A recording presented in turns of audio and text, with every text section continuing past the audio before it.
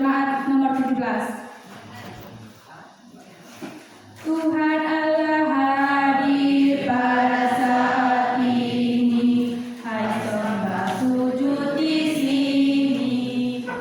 Diam dengan hormat, tubuh serta jiwa, tunduklah menghadap Dia. Marilah umatnya, hatimu serahkan dalam kerendahan.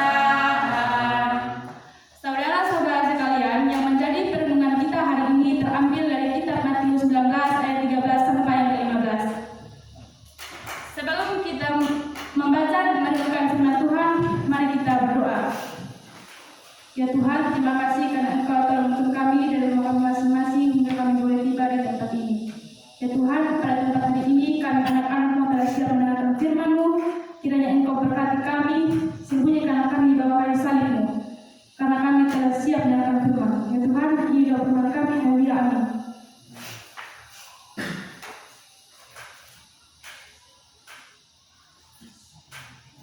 Matius 19 ayat 13 sampai yang ke-15.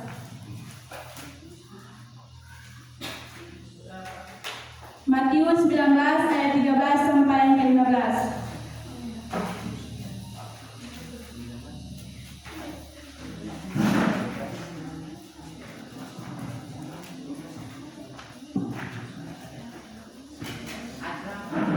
Matius 19 ayat 13 sampai yang ke-15.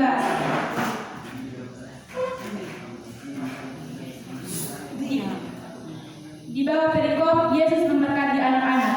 Lalu orang membawa anak-anak kecil kepada Yesus supaya Ia meletakkan tangannya atas mereka dan mendoakan mereka. Akan tetapi murid-muridnya memarahi orang-orang itu. Tetapi Yesus berkata, biarkanlah anak-anak itu, janganlah menghalang-halangi mereka datang kepadaku. Sebab orang-orang yang seperti itulah yang mempunyai kerajaan surga. Lalu Ia meletakkan tangannya atas mereka dan kemudian Ia berangkat dari situ.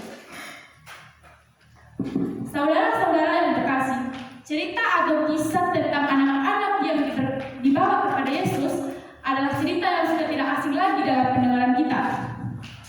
Sering kita dengar dalam khotbah di mimbar, ibadah anak sekolah minggu atau dalam ibadah ulang tahun juga. Saudara-saudari yang terkasih, pada kesempatan ini pun saya mengajak teman sekalian untuk kembali melihat apa makna dari firman Tuhan ini. Saudara-saudara yang terkasih, pada bagian pertama kita melihat antusias orang-orang tersebut yang membawa anak-anak mereka. Siapakah orang-orang itu? Biasanya sosok ibu adalah yang demikian mengurus anak atau dekat dengan anak dan membawa mereka untuk diberkati Tuhan Yesus. Kedua, namun bagaimana respon para murid pada waktu itu? Saudaraku, sekalipun murid adalah orang-orang yang terdekat dengan Tuhan Yesus selama itu, mereka belum tahu bagaimana memperlakukan anak tersebut dalam kehendak Allah sesuai konteks budaya pada saat itu. Anak-anak harus di belakang, tidak boleh muncul di tengah supaya tak mengganggu orang dewasa. Siapa yang dimarahi oleh para murid adalah orang yang membawa anak mereka atau ibu dari anak tersebut. Ketiga, bagaimana respon Tuhan Yesus melihat kejadian tersebut? Tuhan Yesus melihat kepedulian orang yang membawa anaknya kepada Yesus, serta ketulusan dan kepolosan anak-anak tersebut untuk bertemu Tuhan Yesus. Dan Tuhan Yesus dengan kelembutan hatinya menyambut kedatangan anak-anak kecil dengan penuh kasih. Tuhan Yesus mengkritik perbuatan orang tidak adil yang dilakukan oleh para murid pada waktu itu. Bahkan kebudayaan atau kebiasaan setempat yang objek yang tidak terlalu penting pada waktu itu. Perkataan Tuhan Yesus yang tegas ingin menghapus ketidakadilan yang terjadi serta memberikan hak anak-anak, bahkan orang yang membawa anak itu untuk datang kepada Yesus. Amin untuk firman Tuhan kita. Amin. Untuk mengamini firman Tuhan, mari kita nyanyikan. Mari kita nyanyikan pujian yang terambil dari 119.